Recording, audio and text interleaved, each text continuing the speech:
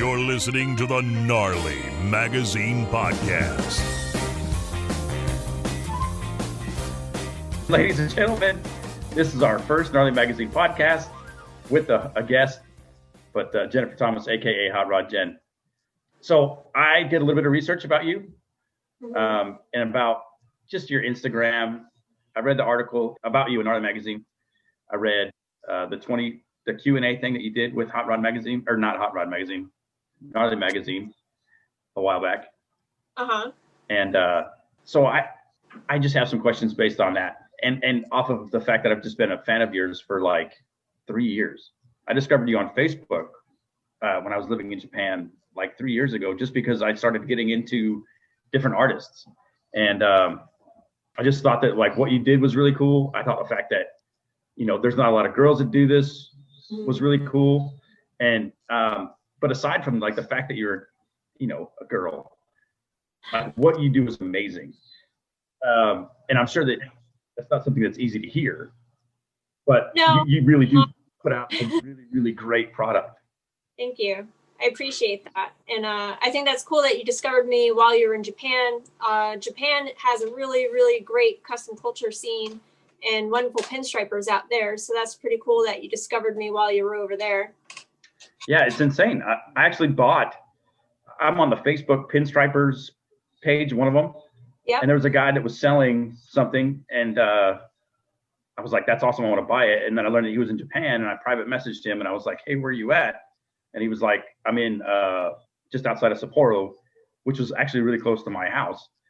So the guy just sent it straight to me via Japanese mail, and it was dope. I got this like Japanese guy's pinstripe hanging on the wall of my shop. That's awesome. That's so cool. I love hearing that. It's really neat to know that pinstriping is really all around the world. Japan, you can tell, you know, a lot of times if a pinstriper is from there, they have really nice line weight, and they're very precise on what they do. And it's really nice to see what comes out of there. Well, the Japanese culture in general is just insane about like obsessing about every little detail until they get it perfect. Yep. And that's one of the things that we loved about there. Have you ever been to Japan? No, I haven't. Unfortunately, not yet. Oh, you should go. Just go eat. I went to Finland this past year, and it was my first international travel.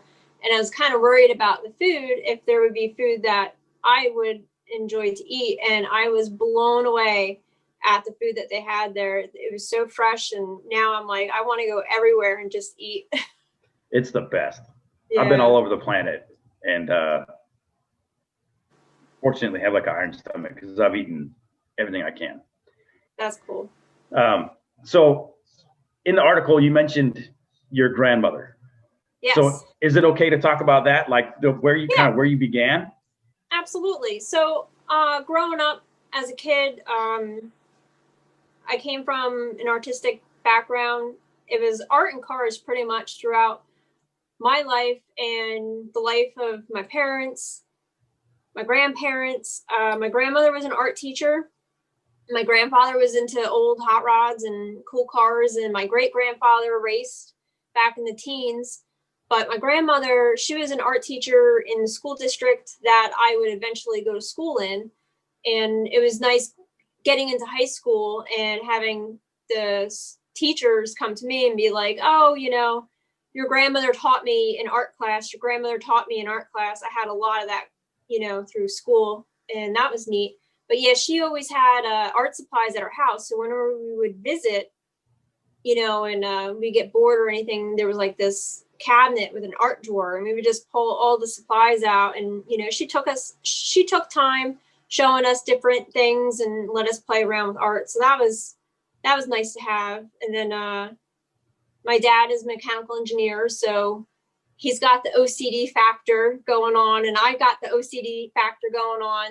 And then my uncle is a graphic artist. He's amazing, huge influence on me. He's actually the one that showed me how to hold, load, and like pull the basic strokes on pinstriping. Because when I was a teenager, I was doing all different types of artwork growing up, drawing, painting, focused more on the drawing realism, pastels, graphite. And then I started going and drawing a lot of cars, a lot of custom cultural base style art. And that was while I was in high school. And like just after I graduated, I went to a car show and I was showing artwork, my car drawings and stuff like that. And outside of the car show, a friend of mine was talking to me and he said, you know, you should really get into pinstriping. And I said, yeah, I would love to. I always liked the way it looked. I didn't really know anything about it other than what I've seen on the cars in New Jersey, which we have brilliant artists that put down on a lot of cool cars in Jersey. But I knew about Von Dutch and Ed Roth at that point. I didn't know any local pinstripers. I never watched a pinstriper work before, but I knew it was around. So in the meantime, talking to my friend about pinstriping, I was in earshot of Anthony White, who is a great New Jersey pinstriper, very super fine lined. I love his style. He turned around and he was like, "Are you the girl that draws cars?" And I'm like, "Yeah," because he's seen my stuff in the art show. And he's like, "Hold on a minute." And like he goes in his pinstriping kit and he grabs a can of One Shot and he hands it to me. The first time I've ever seen that yellow can was that show. And he handed it to me and he's like, "Here you go. Like, get on it." You know, that was it. Awesome. And it was a can of coral. I'll never forget that because it's probably a color that, you know, he never really gets to use. So, and like a few months later or something, I must have been around my uncle. And he always like changes what he likes to do art wise. And so do I, you know. So he's like, "What are you into these days? You know, what are you getting? What medium are you working in?" And I said, "You know, I want to learn how to pinstripe." And he's like, "Well, I pinstripe." And I'm like, "No, you don't." Like, never growing up did I like even know that he pinstriped. Never really talked about it. He had a like a 53 Merc when I was little, and he sold it when I was little. So I don't really have a lot of memories of that car. Well, turns out he pinstriped it. I don't remember that. He was a great airbrush artist. So he's like, "Yeah, you know, I pinstriped, and you know, I was around Ed Roth in the 80s." And I was like, "What?" He's like, "You know who Ed Roth is?" I was like, "Yeah, I know who Ed Roth is." And he's like, "Do you know who Von Dutch is?" I was like, "Yeah, I know who Von Dutch is." And he was like blown away. And he's like, "Come into the garage." So I go into his garage and he's got these cabinets and there's like tons of like practice pinstriping on them and like fun, like cool designs. And I'm like, "Whoa, you do pinstripe." And so he said, you know, one afternoon, he's like, "Get your supplies. And then one afternoon, come over and I'll show you, you know, the basics." And I'm like, "Okay." And this is a time where there was no YouTube. There was no Facebook. I'm dating myself. And we had to thumb through the yellow pages. I had to find more paint and brushes. He's like, "Get a Mac brush." That's all I had, like, no knowledge of. I'm like, "All right, Mac brush." And I had to find an automotive paint supplier by the yellow pages. And I called them up and I'm like, "Do you have any Mac brushes?" And they're like, "Yeah." Well, a lot of automotive supply places only carry green wraps, which is the 20 series or 10 series. People are going to bash me because I don't remember which series is which sometimes. And I'm on meds because of my back right now, so I'm a little loopy. But so the wrap, which is considered a touch-up brush. Well, for 6 years, I was using that touch-up brush, and I got really far with that touch-up brush. And so anyway, I went to his house, and he set up a panel out in his backyard. And he showed me how to load the brush. He showed me how to hold it, even though he's a right-hander and I'm lefty. We figured that out. And then he showed me how to hold it and then do some basic lines on the panel.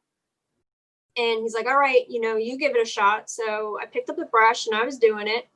And he gets a phone call. And then like 15 minutes later, he comes back outside and I have a design on the board. And he's like, "Get out of here." He's like, you're at the part where I was 3 months in, you're already there. So like, go figure it out now. I'm like, "Okay." And then everything else was up to me. And that was back when there was barely any information online about it. We had Mac's website, and there was a Pinstripers Hall of Fame on there. And that was a really, really good way to, you know, think about what pinstriping should look like. And also the influences I had in New Jersey, Pennsylvania, and, New York, the stripers that came out of there, the show cars that I've seen and taken pictures of over the years, I had good reference material, which is That's very awesome. beneficial when you start out. I had really, really good masters to look up to in that way. That's right. And I mean, back then, to date us both. First of all, most of my airbrush work is on MySpace and is long gone. Mm-hmm. So, you're right. There wasn't anything back then. Yeah. When I started airbrushing 1,000 years ago in Alaska, same thing, right? You talk about the green wrap Mac. For me, it was a Mache H, right? Just a single action airbrush, just like a tank that you could use for anything, that you had to like figure out how to work your way through everything that you did, right? Yeah. Yep. Yeah. Yeah, and it made you better. Yes, it does. You learn by your mistakes. And I try to tell beginners, you're gonna mess up. You're gonna mess up and mess up and mess up. And if you're able to like self-evaluate and change it, where slowly you'll begin not messing up as much. And that's really nice to have, a visual guideline of what you kind of want to achieve for, like what kind of lines you want and curves. You don't want flare outs. You don't want, when your lines meet, you don't want them, hanging over each other. You want them meeting nicely. And if you have work that is good and you're looking at, you got to try to adjust yourself to achieve that, not so much copying the design, but copying the weight of the lines and the way they meet and, what makes a nice design clean. It's difficult. Yes. I've tried to pinstripe for years. It's something that I don't think that you can half-ass.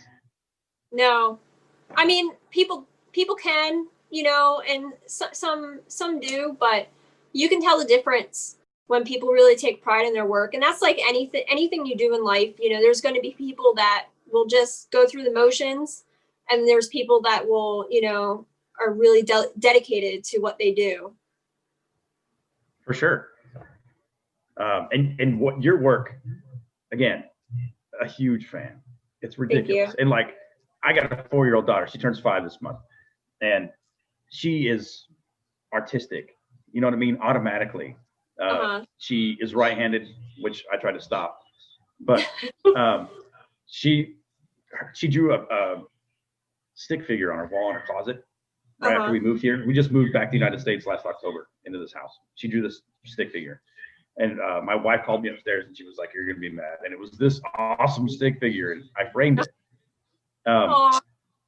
But like when she becomes a real artist, because she's going to, pretty soon she's going to get an airbrush in her hand and we're going to start the whole thing. But like, you're like the work that I'm going to show her. How does that make you feel? Do people tell you that often, that you're like a role model for other people? A lot, actually, especially for the younger generation and little girls, which I think is wonderful, because when I was a kid, I was into the car stuff and, like getting dirty, loved, watching the racing and, all that stuff. And it wasn't something that was really accepted in some ways. Like the librarian would be like, "Why are you getting this book out?" Something about cars or whatever. And, I just liked it. I always thought working with your hands is fascinating, and that's a big part of it. And I didn't have a lot of female role models to look up to in the automotive industry, and what we saw in magazines, it was not what I wanted to see all the time. So it's really nice to be able to hear that I can be, a role model for a young female artist that's into car world. I think that's awesome. Yeah, I feel like, does it ever like form a line where it becomes condescending, where like you're a girl and everybody looks up to you because you're a girl? And I only say that because I spent the last 20 years in a very male-dominated field. Right, the flight line is a savage place where we work jets, and I've known a couple of girls that were absolute killers that wanted to be respected just because they were a mechanic, not because they were anything else. Does that ever bother you? Oh, yeah, it does. Sometimes, like, it goes both ways. I want to be respected for my art, but I understand that when I'm a minority in a certain particular group, that if another woman sees me doing it, it might inspire her. It might make her feel more comfortable. And that I'm totally cool with, but I don't like people assuming that I have X amount of people that like my work just because I'm a girl. You know what I mean? Like, it's not usually the case. I don't, I think I should hope my work speaks for itself, whether I'm a girl or a guy or whatever, like, my work is my work and it should be accepted as that. But I do feel I'm all right with, being a inspiration to other women that, don't see a lot of women in this field. So I have a question about when you were young. So when I was in Alaska, I went to art school. The University of Alaska School of Art is mediocre at best, but they make it a big deal. Anyway, I took a couple of drawing classes and a painting class and a sculpture class and all this stuff because I was into it. But I didn't want to do any of the fine art stuff. You know what I mean? Everything that I did in art school, I wanted to relate to cars of some kind. And those fucking people, I know, just look down their nose at me. Yeah. Did you run into that when you were young? Yeah, they're actually, so condescending sometimes. I did not go to college or technically an art school, but I was always an art nerd, even before after school, before school. Art was my life. And when I was getting into high school, my freshman year, I was past their senior advanced placement level when I was a freshman, and they didn't know what to do with me. Wow. They were like, should we put her in the senior AP class, but then what will she do sophomore, junior, and senior year then? What is she going to do if she's already taken that class freshman year?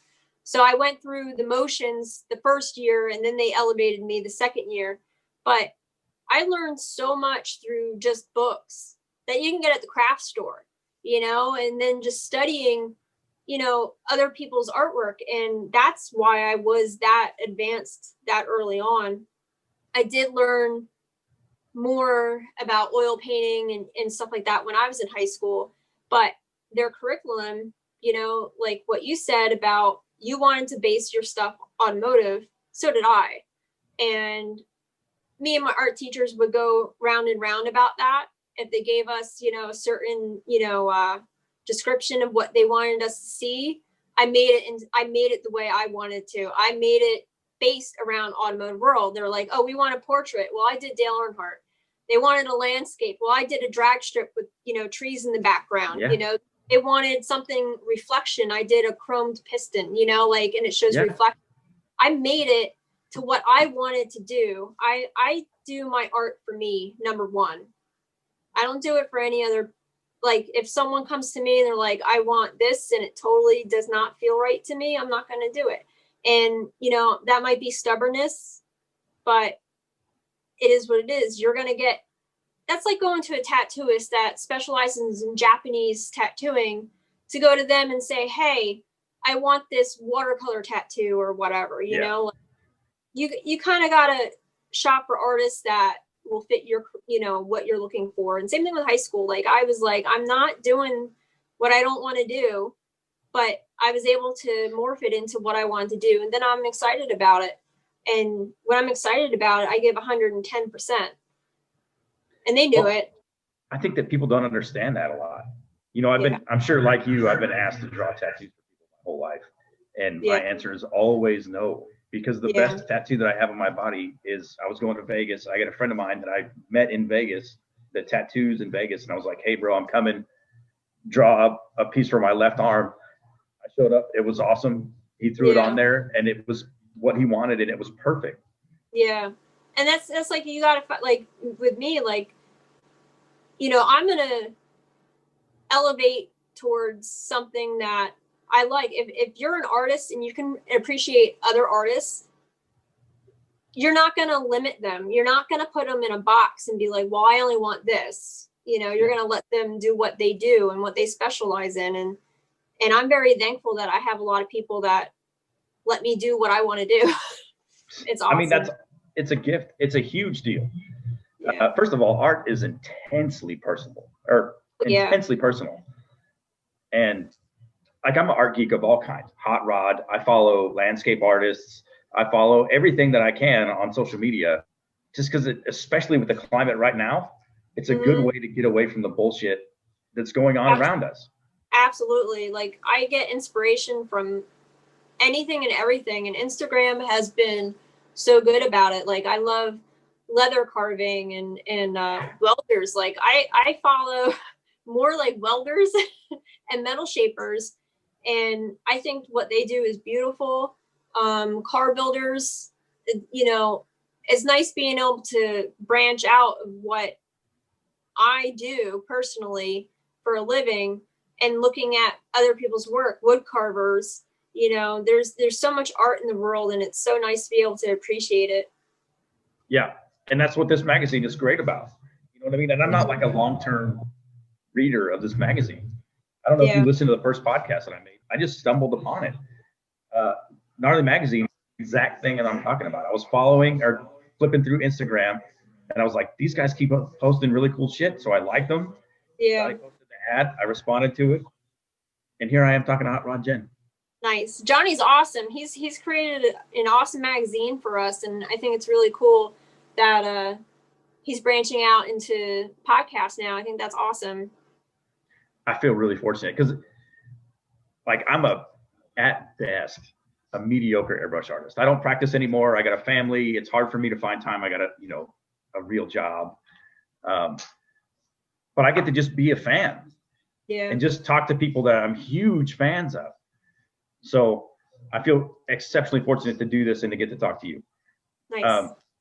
So if you weren't doing this, you mentioned somewhere about arranging flowers. Yes, I started floral design sophomore year in high school.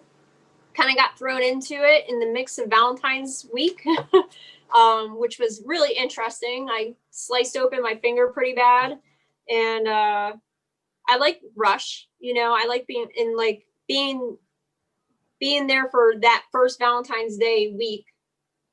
My first job, you know, that wasn't, you know, off the books or whatever I should say. It was intense, and it deals with art. It deals with color. You deal with people.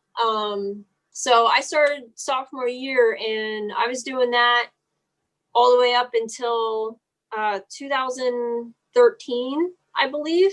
Really? I was like in the industry for like 15 years.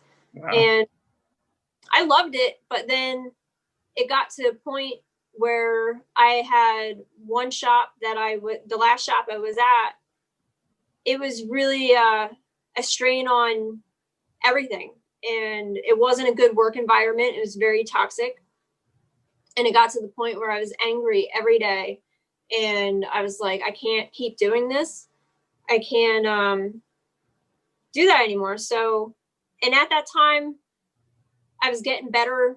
Really, you know, 2010 is where my light bulb with pinstriping really, you know, turned on. And by 2013, I was really comfortable with everything. So I filed for a business, and I told that job, like, hey, you know, I need my weekends off because that's car shows. And, you know, they're like, fine, kind of fought me on it, but then they caved and they were like, fine. And then I went to them and I said, hey, I need to take, you know, 1 day extra off a week. I want to go part-time. And they kind of hemmed and hawed. And I was like, well, if you don't want to give me a part-time job, I'll go find another part-time job. They didn't want to lose me. So they said, fine. And I said to myself, in that one day, I need to make the same amount of money I would be making on that one day I'm losing at the flower shop. In that one day, I was making more than I made a week there. Really? So, yeah. And then I went on vacation for the Detroit Autorama. And when I got back, the shop was in chaos. And I was getting bombarded with questions about things that happened while I was away. And I'm like, what do you want me to do? I don't even know what's going on. I just got back from vacation. And it got to the point where, it was so frustrating. I was like, I'm done. I told him, I was like, here's my 2 weeks. It was right before Valentine's. I think it was either before Valentine's Day or before Mother's Day. One of the really big important holidays. I was like, I'm giving you my 2 weeks. And they're like, will you come back for this holiday? And I'm like, I don't think so. This is ridiculous. The shop was run really bad. And so they were like, hey, can you please come back for just that holiday, work 3 days or whatever. We'll give you double your money. You don't have to do anything, like business wise, other than just make the arrangements. Because I was awesome at doing all that stuff, and I was fast. So I said, fine. And I worked those 3 days, and then I was out of there. And I haven't looked back. And I had two brilliant bosses before them that really taught me, better business. And then that shop showed me bad business. So I'm trying to be the better. Well, I can tell you for sure, after 20 years in the military, that you learn way more by bad leaders than you do from good. Yeah. They showed you everything of what not to do. It's awesome that you had two good to learn from, but bad bosses teach you a lot. Yeah. Speaking of bosses, it takes a lot of balls to do this for a living. You know what I mean? Like to quit a job and to go off on your own. I don't have the balls to do it. You know what I mean? I'm still working for the man somewhere in aviation. But what was that it? Was that bad shop what this made you decide? Or like you just had this burning in your gut and you just couldn't do anything else? It was definitely the bad shop. Yeah. It was, I think if I stayed with the previous florist, I probably wouldn't be where I'm at now, in a way, if I look at it that way. She was an amazing boss and still a very, awesome friend of mine. But I don't think I would have been so propelled to just dive off into the deep end. I mean, I was working for the bad shop when I started my business. I started my business because I knew I wanted to get out of there. And at the time, I didn't really have any skills other than pinstriping and floristry, and no one was hiring in the floral business because that business is going down the tubes, has been for years. So it wasn't really like I could find a shop that I can grow in financially, because they were like, they always wanted you to work minimum wage or just a little bit above it. And so I was like, let me do pinstriping, and it turned into an addiction, and I love it. So cool. Yeah. So have you branched out from pinstriping? Obviously you do amazing leafing, right? Which I think some people would, correlate with pinstriping, but like leafing is hard. Leafing is really hard. I'm a self-taught leafer for the most part. I got into gold leafing about 8 years ago. Again, I don't know if YouTube was around, or I never really got into YouTube until recently. So I don't know how long YouTube's been around actually, but I found all these old tutorials online from letterhead forums and other little articles. I was scouring the edges of the internet for anything gold leaf, and gold leaf has a wide range of things that people do with it. And I wanted to learn how to do it for the art and the cars, not framing, the picture frames and stuff like that. And there's more information on the internet at that time for that. So I looked towards the sign painting forums before social media. And I kept reading and reading and reading. And then I just got the stuff and I experimented. And that is definitely one of those things that there's a lot of failures before there's success. Oh, it's so hard. Yeah. And then a few years ago, I got better, over time with it, and I did it more little by little. And then a couple of years ago, it really just, I'm like, this is awesome. You know, like you keep getting better, and then you get a really good spin, and then you're hooked. You're like, that's it. Like, and you just keep chasing that perfect spin on the leaf that you're doing. And so yeah, I've been gold leafing for quite a few years now, but I do like fire trucks now. I do it on cars and all that stuff. And that's awesome. I also branched into lettering, which is probably the hardest thing for me. Really? Yes, there's a lot of, like, pinstriping for me is freedom. You can, you know, there's very, very, very few rules, if any, towards some people. But lettering is basically like, it's kind of scientific. Like it's got its rules, you know.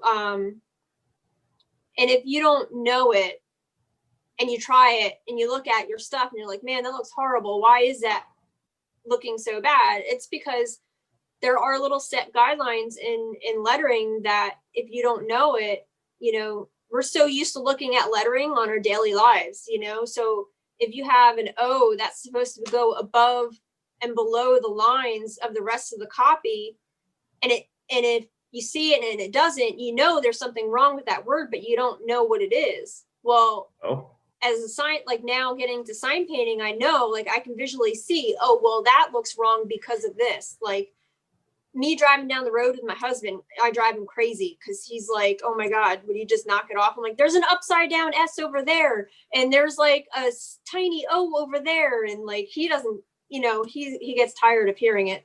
But yeah, so actually lettering has been difficult for me because I know there are a lot of wrongs. And other than the letter structure, there's kerning. So how far a letter is spaced from this letter, like this letter should be visually spaced and this letter should be mechanically spaced maybe. And it's just like, there's so much involved with it. So that's taken more time to get used to. And I'm still learning. I'm not going to say like, I'm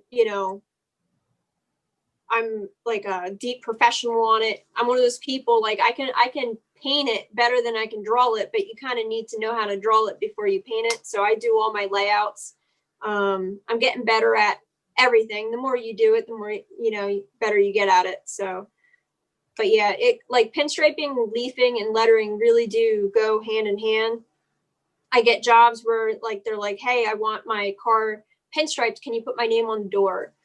You know, and same thing with race cars. You kind of got to do it all on race cars too. So I realized that I needed to learn lettering a little bit later in my career. So it'll come together. Well, I mean, there's a lot of killers up there, right? First of all, the custom culture scene in that area is huge, right? Jersey, Pennsylvania, especially. Yeah. Like you guys have hot rods all over the place. Yes, we do. It's kind of died back a little bit. When I first got into it, in the custom culture scene, I was like 2000, it seemed like it was booming everywhere. 2001, we had really, really great custom culture shows in Connecticut, New York, Pennsylvania, and New Jersey. And like after like 2008, it kind of started slowing down.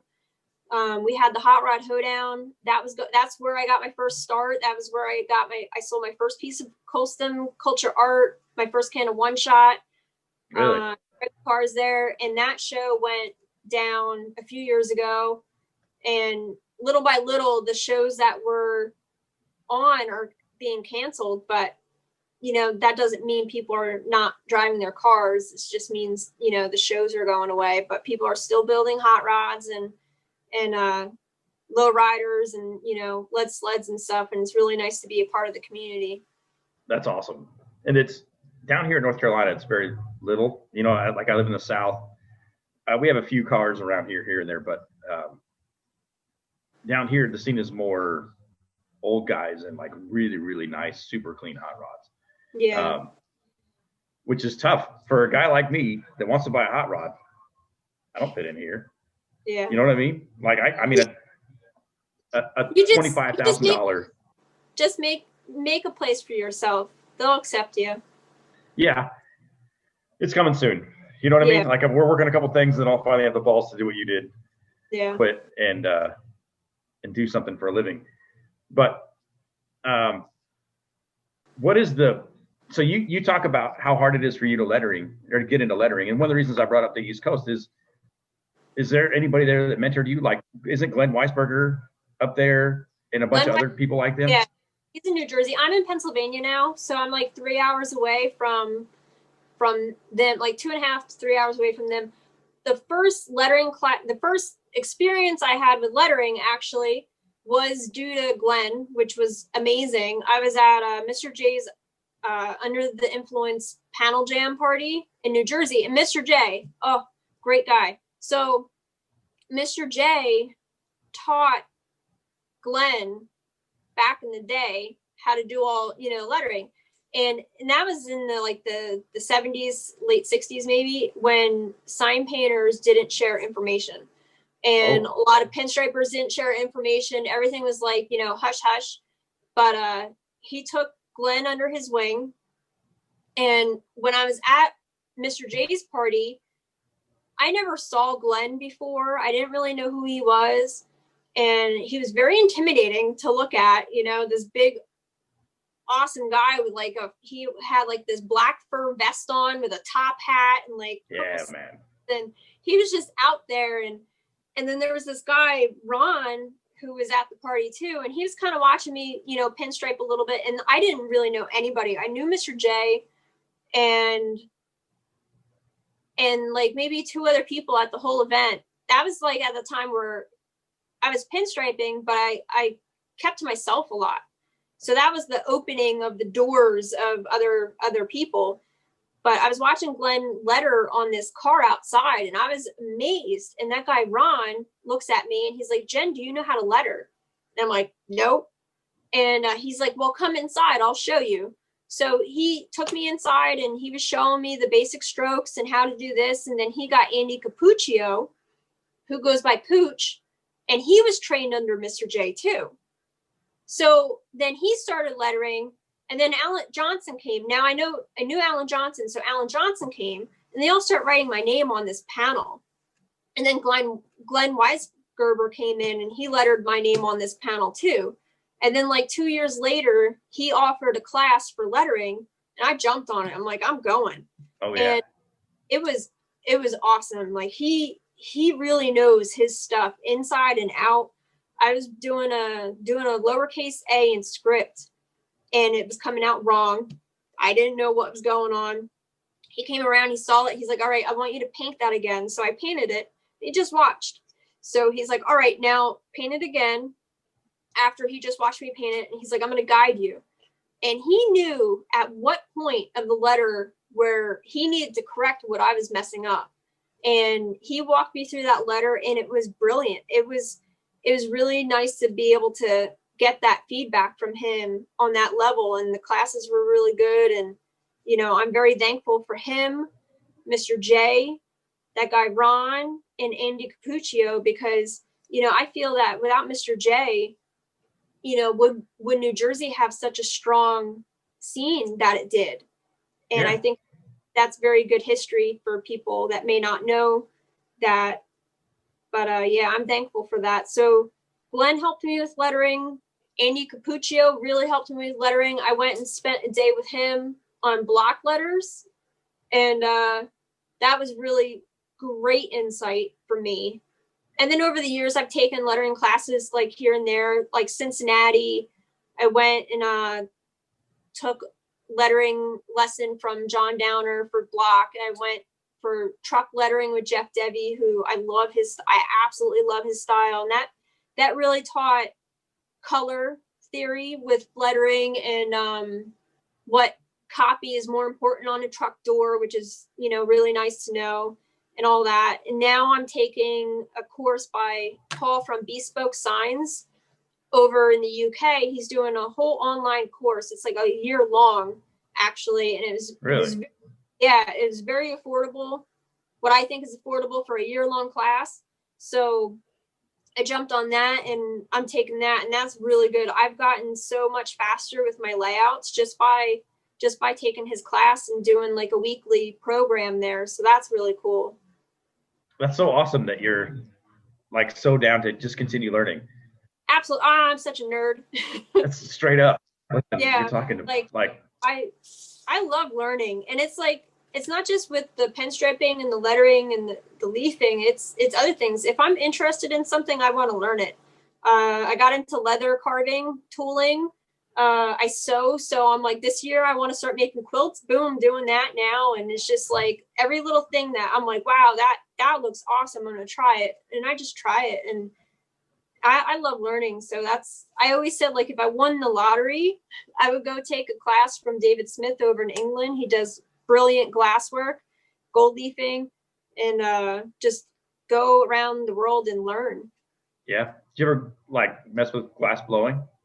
No. Is that ever around? There's a factory in Bethlehem, PA that, like, I guess teaches it. Really? I just never got into it. No. On my bucket list. Anyway, so how important is drawing to you? Like for people that are just starting out, Mm-hmm. what is the most important thing? I've always said drawing, but what is your perspective on this? What is the most important thing for you to start with? Depends on what you're talking about. I think if you're talking about lettering, yes, drawing is very important because you got to know the letter structure, and you can learn that.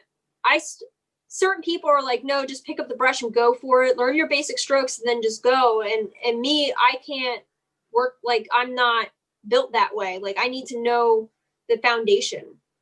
Okay. So learning the letter structure by a pencil helped me faster. I'm drawing more now than I did years ago when I picked up lettering, and now I've gotten a lot better. And with pinstriping, that's a little different because I don't know. I kind of learned just by painting. It's really hard for me to draw pinstriping in a way. So, but what I did when I did learn, I would draw out little moves that I needed to put in my memory bank. So if I saw a move that someone else did, like, you know, let's say like the basic teardrop, I would draw that and like paste it on my wall. Or if this person went this way with this line and that way with that line, and I like that formation, I would like draw that out, paste it on the wall just to remember it. And then you can take that and distort it, you know, to make it yours. Yeah. But that I like. And now, like, for if I'm flying and I have a sketchbook, I'll draw little pinstripe designs or whatever, and I might use little pieces in them for like a bigger project or whatever. But yeah, I say, you know, if you're comfortable with drawing, draw it. You know, there's no loss at drawing something out and then painting it or using it as reference. You know, it's all muscle memory also. So, you know, people learn different ways. It might be easier for someone to draw out a design and then paint it. For pinstriping, I like the freedom. I always try to do everything freehand. It's a nice little challenge for myself, and that's just how I like it. So, first of all, how often do you draw? Like, some people are very rigid and they draw like every day. You know what I mean? Guys like Craig Frazier that have been drawing every day for like 10 years. Like, do you do that? Do you draw just for fun? Yeah, I do. I wouldn't say I draw every day. A few times a week, probably. You know, some weeks I'm drawing more than other weeks. It depends on the project I'm working on.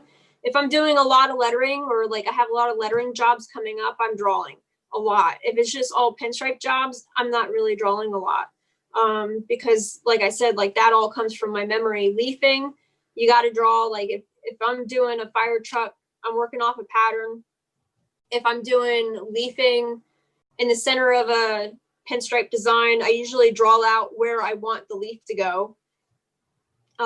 Instead of just winging it on a panel. So I'll draw that. And then like graphics, I'll just doodle. And now I'm getting into window painting. So, you know, that I'm really drawing for. Like I have a whole entire sketchbook of Halloween right now. I just sat down and started doing Halloween stuff. Now it's on Christmas mode. So I'm drawing all that kind of stuff. Are you doing storefronts and stuff? Yeah. Really? New at it. How do you like it? I love it. Don't you have to go backwards?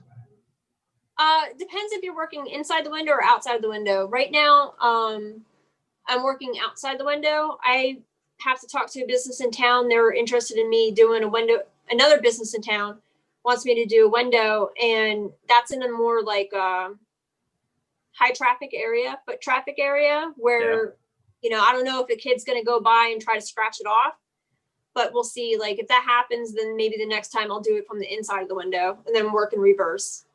You're not just getting into this, right? Because there's an Instagram post that you made a while ago about you doing this like 19 years ago in school. Well, that was in high school. I did it one time in high school with like the cruddiest paint available. So I did it once for art club and that was it. And then I didn't do it last year. I kind of worked with another sign painter, J.H. Long. We went to a mall and he was like teaching window painting. I went there and I learned some stuff from him. And then like this year, I'm like, I just want to do it. And I have an account in town that I do pinstriping for. And I said, hey, you know, you have these great big picture windows. Have you ever thought about window painting? And he says, you know, that they used to have a window painter and they used to do it, but they haven't had it done in years, like at least since I moved in here. So he's like, if you want to do them, and they're all yours. He's like, do whatever you want. I'm like, okay. So I'm lucky that way. So I started that. And then, you know, I shared it with my, this is a good thing, you know, this goes for pinstriping too. So, you know, I posted in my community's community's Facebook page.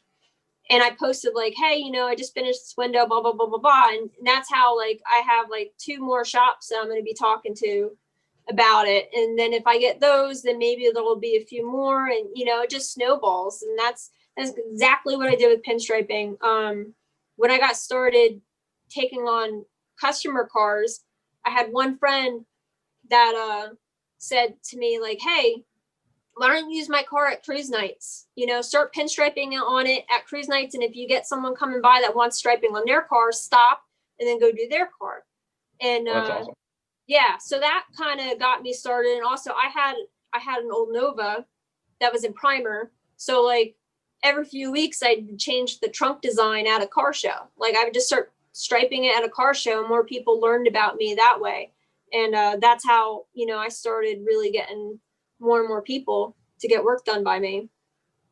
So when you go to shows, which I assume have just been decimated this year. Absolutely. Like you and your husband go, you guys have a hot rod too yourself, right? Yep. We have. You guys show it? Yeah, he's not big into car shows, but he's got a 29 Model A Roadster. We have a 51 Suburban we're restoring, which is that's rad. Kind of on the side burner right now.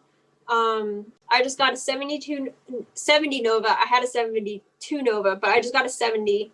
And then he's got a 71 Chevy K20. So that's his other lady. I don't know if you've seen it on the internet, but everyone loves his truck. And it was pinstriped back probably before I was born. And it has really nice scrolls on it, like scrolling like big trucker style scrolls. And people are like, oh my God, you know, I want you to do my car like that. I'm like, I didn't do that. You know, I was like, that was done before my time, but I can try to make it look like that, which is funny. Do you do a lot of scroll stuff? No. Yeah, I didn't think so. No, it's different.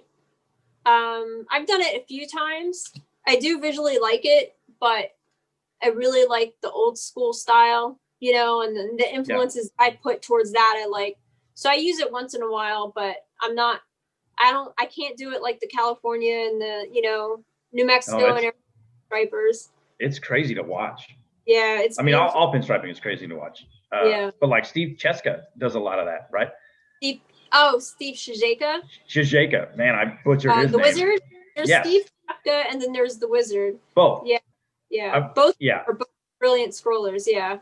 Yeah. Steve Shizeka kind of took over like Mike LaValle used to do his open mic nights. And I think a lot of people have moved from them over to him anyway. Yeah. I'm a Californian. So again, I had no idea that all of this was on the East Coast. And I think that California gets most of the hype and gets most of the praise for this. But again, there's so many people on the East Coast, especially in the Northeast, that are killing it. There's a ton in Florida as well. Yeah. But yeah, I hear that. I've seen that since I started out. There's a lot of, you know, California is easy to highlight where the Northeast, Fire. we don't really get that recognition all the time, even with the car builders, Oh yeah. it's usually California, California, California, but the East Coast has a lot of good stuff going on. Have you ever gone to California and met those guys? I went to California for like 2 days on some crazy red eye, and I was sick. I had like medication going on. Like I had a huge head cold. I landed in California and I was invited to Ron Foreman's brush off. And the girl that I was going to travel with, she had to stay home, family matters. So I was there alone. I personally knew like maybe 2 or 3 people that were going there. And then all the other ones I never met before. So I touched down, I got to the hotel, I jumped in a cab or an Uber, whatever. And I went to where they were meeting. And I was like, I had no sleep for 24 hours already at that time. And I had to be up another 10 hours until the event was over. So I was like, my eyes were probably like super red shot, but I got to meet Ron Foreman. Well, I knew Alex, this guy, Alex, Smart Sign Alex was there. I met Tim, like this guy named Tim. But anyway, yeah, I met a lot of the California artists, and Danny was there. He's huge into the lowrider scene. Yeah, I met a lot of great artists out there, a lot of scrollers. Matt Hutchinson, I met. He's brilliant airbrusher and pinstriper and painter. And a lot of great people out there. But and then the next day, I met Ralph Newman. He's brilliant with gold leafing, and Gary Berg. He gets flown to go pinstriping all around the world. It's amazing. So, and then next day we went to the markets and we ate, and then I flew home. That was it. Really? Like it was wham bam. That's the only time I was in California, and I've traveled the country. I've driven, I think, 45 states. Really? And then I just never get as far as California, like right next door to California, but not all the way in. So, well, be careful when you go because it burns a lot. Yes, it does. So, all right, I got just a few more questions. We're going to wrap this up. I have determined to get myself back into like art, and I actually have the Rona right now, so it's a good thing that we're doing this remotely. Otherwise, we wouldn't be able to do it. And in the time that I'm going to be off work, I plan on starting to pinstripe again, right? Ordering some stuff. So for guys like me that are brand new, like I did it a little bit here and there, what do you recommend starting with? Do you have like a starter kit that you just like off the shelf? Have you ever talked about making a deal with One Shot or anybody? No, I did a tutorial with Eastwood a few years ago, and that's on YouTube. Okay. And I into the nitty gritty of the basics. And how I started out, it was 1 can of paint, 1 paintbrush, and then, the thinners. So I always tell people before you make that big investment, because like the kits, you can get kits for like $100. But when you start out, $100 might be too much for someone to pay out. So I say get a can of paint. Usually like blues are the cheapest. Anything in the red tones, you're paying for the pigment load and they're more expensive. Reds are always going to be more expensive than blue greens. Black is hit or miss. It's a hard pigment to figure out, and white is thicker also. So like a great color to start out with a really good flow out of the can where you don't have to really thin it right away is like Kansas City teal. Fire red's good, but that's more pricey. Processed green is good. Processed blue's good. So like those colors are cheaper and they flow super well. So you get a brush. You can either go with Max Blue Wrap. I start out with green wrap. It is stiffer than the blue wrap, but you can start out with blue wrap. I personally lean towards the King 13. It's a little bit more pricier than the blue wrap, but man, it's brilliant. And then after that, it's just oil. And I can use mineral oil, which is like $1.97 from the drugstore.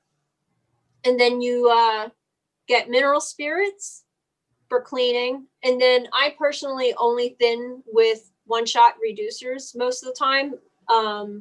like high temp. So that's like $14 a can. Okay. And that can will last you years, Yeah. literally years, if you're just starting out. So your investment is basically under $50, that way. And if you decide like you're gonna, move on with it, then you get another can, Awesome. get another can over time. So that's how I started out. I've seen people buy kits, they like paint twice and they sell it. They're like, I'm done. So if you don't want a big investment, you don't need to. But let me tell you, like this art form, the amount of money that you can make off of it out of just a little bit of can, people complain about the pricing, and I'm like, man, like some 2-ounce tubes for oil painting are $75. Seriously. Seriously, like I'm into the other art forms, so I know the prices of the material. So expensive. And you get into it and it's like, well, are you selling your oil paintings? I find like it might be harder to sell an oil painting than it is to sell a pinstriping job on a hot rod. Yeah. So like that 20, like let's say I have a $15 can of paint. My first job is paying for that can of paint, and more so. And like how long does it take you to do an oil painting? Exactly. And how long does it take to dry? Exactly. So when it comes to like the cost of material versus like the cost coming back to you, the amount of money you can make off of it is so far greater, and it's just wide. It's not just cars. It can be restoration. It can be bicycles. It can be motorcycles. It can be, I've worked on so many odd things and I'm like, I never thought would come my way, and it can come your way. You can focus on art if you wanted to. There's so much that you can do with this paint and this art form. Airbrushing, there's airbrush t-shirt people are popular, like people paint on shoes and leather jackets, and so broad. So like when people complain about the cost of materials, I'm just like, man, like this is like such a great art form to get into where you can actually make money as an artist, where it's not as hard as like the fine art community. Oh, it's ridiculous, because the BFA and $5.50 will get you a cup of coffee. Yeah. So it's like, you got to hustle. No matter what you do in the art world, you're going to need to hustle.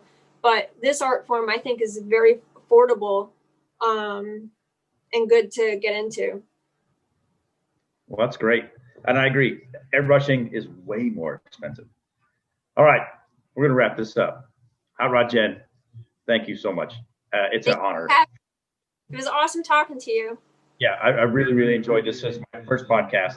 Like I said, I'm a huge fan of yours. And I really appreciate you taking the time. Can't wait to hear the next podcast. Yeah, so we're going to work on that very soon. But thank you again. Thank you.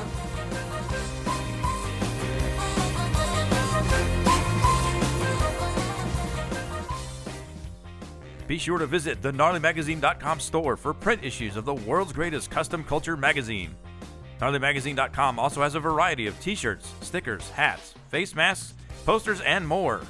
And coming soon, the all-new Gnarly Magazine mobile app. Custom built from the ground up, the quarterly issues of the digital magazine have been reformatted for easy reading. Custom culture inspiration with the story in the palm of your hand. Also included in the free Gnarly Magazine mobile app is a social wall and chat section, an events page, a buy and sell section for selling your artwork or motorcycle fender, news, and an embedded store making it easy to shop till you drop. Visit GnarlyMagazine.com today and follow us on Instagram and Facebook.